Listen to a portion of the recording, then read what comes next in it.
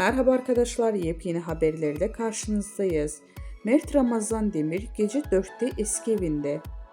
Mert Ramazan Demir kız arkadaşıyla sabaha karşı 4'te Cihangir'deki eski evine girerken görüntülendi. Cihangir'de oturan Mert Ramazan Demir geçen yıl sevgilisi Afra Saraçoğlu ile birlikte Ulus'taki bir eve taşınmıştı. Ünlü oyuncu eski evine geri döndü. Mert Ramazan Demir geçtiğimiz çarşamba gecesi saat 4'te Cihangir'deki evine girerken görüntülendi. Üstelik yalnız değildi. Çarşamba akşamı Cihangir'de giren Mert Ramazan Demir mekandan sabaha karşı genç bir kadınla ayrıldı. İkili Demir'in eski evine yürürken objektiflere yansıdı.